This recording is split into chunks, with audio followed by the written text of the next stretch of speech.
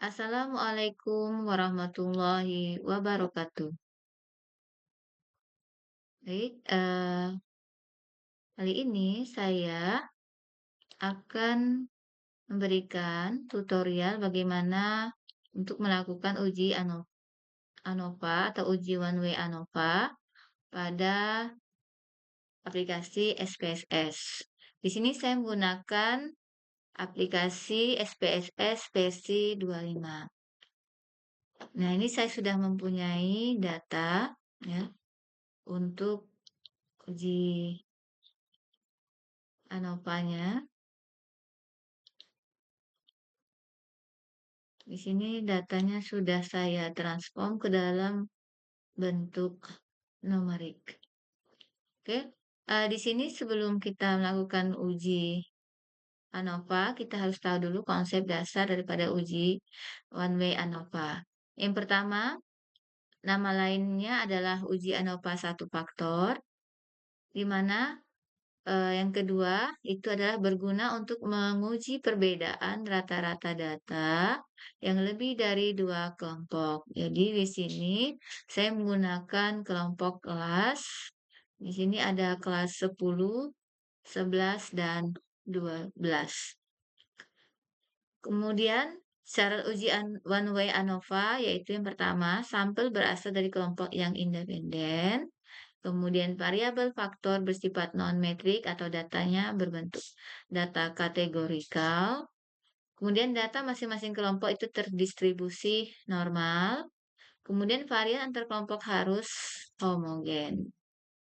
Baik, di sini saya sudah mempunyai data untuk kita lakukan uji normalitas dulu.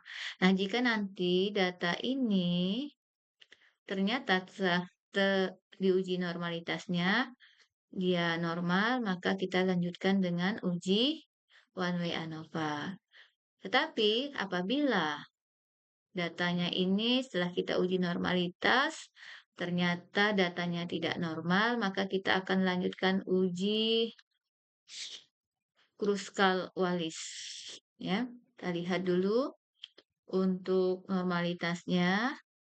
Oke, kita pergi ke analyze, kemudian kita deskriptif statistik, kita klik, kemudian kita ke explore. Nah, di sini saya untuk dependent list saya berikan nah, nama total, ya.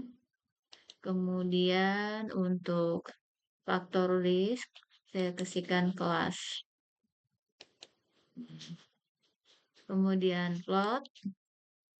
Di sini kita ingin mengetahui normality plot width test ya. Kita centang normality plot width. Normality plot width test, kemudian histogram ya. Ini, jadi data normalitasnya juga nanti muncul dan bentuk histogram juga akan muncul ya.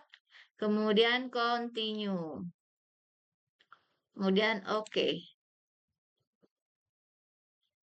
Nah, kita pergi ke test of normality. Ya, kita bisa lihat di sini untuk uji normalitinya kelas 10, 11, dan 12. Nah, karena sampel yang saya gunakan itu kurang dari 50, maka saya menggunakan data Saviro-Wheel ya. Kalau seandainya data saya ini sampel yang saya gunakan itu lebih dari 50, maka saya menggunakan Kolmogorov-Smirnov. Tetapi di sini data saya itu kurang dari 50 ya, untuk kelas 10 itu hanya 17, kemudian kelas 11-nya 17 juga, kemudian kelas 12-nya 16. Nah, jadi di sini kita menggunakan data normality-nya yaitu Saviro-Wheel. Nah, kita lihat nih signifikannya ya, signifikannya. Nah, di sini untuk kelas 10 itu nilai signya adalah 0,576. Yang artinya Nah, ini artinya ya di sini untuk dasar pengambilan uji normalitasnya, jika p-value-nya lebih besar dari 0,05, maka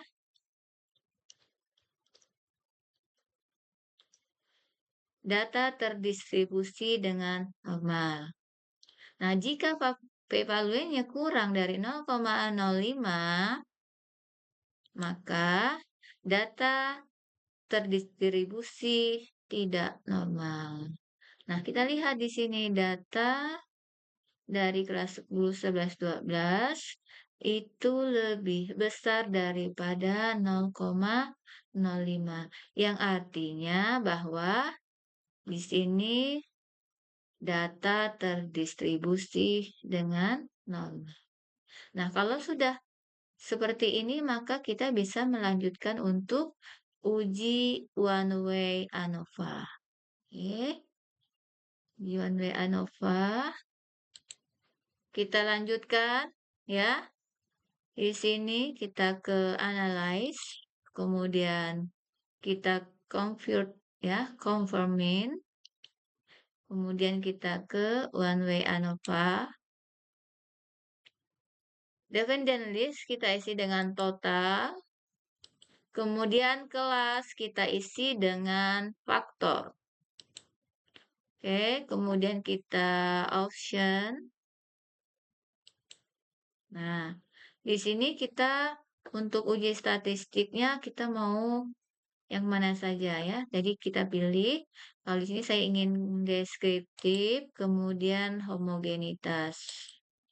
Oke, kalau sudah seperti itu, continue. Oke, oke ya.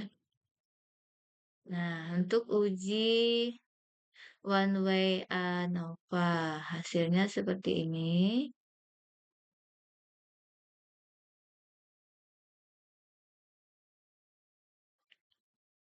Untuk deskriptifnya, nah kita lihat di sini ya. Untuk uji ANOVA, di sini dasar pengambilan keputusan untuk uji ANOVA uji one way ANOVA, jika nilai signifikasi ya, jika nilai signifikasi lebih besar daripada 0,05, maka rata-ratanya sama, berarti tidak ada perbedaan ya. Nah, jika nilai signifikasinya lebih kecil dari 0,05, maka rata-rata itu ada perbedaan antara kelas tadi ya. Maka kita lihat di sini untuk uji ANOVA itu signya itu 0,570 ya. 0,570 yang artinya adalah bahwa nilai sig dari uji yang kita lakukan itu lebih besar daripada 0,05, maka di sini rata-rata sama, berarti tidak ada perbedaan. Nah, maka asumsinya adalah berdasarkan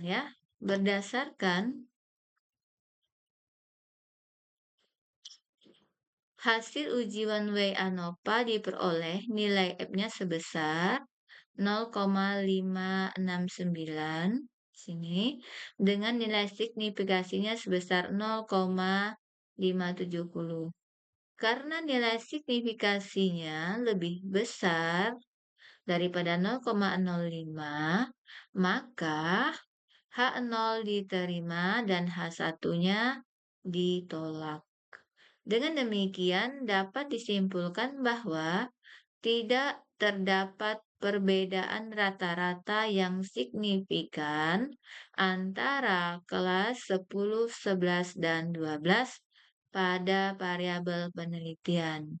Hal ini menunjukkan bahwa kelas tidak memberikan pengaruh yang signifikan terhadap variabel yang diukur. Nah, demikian untuk tutorial bagaimana melakukan uji one way ANOVA.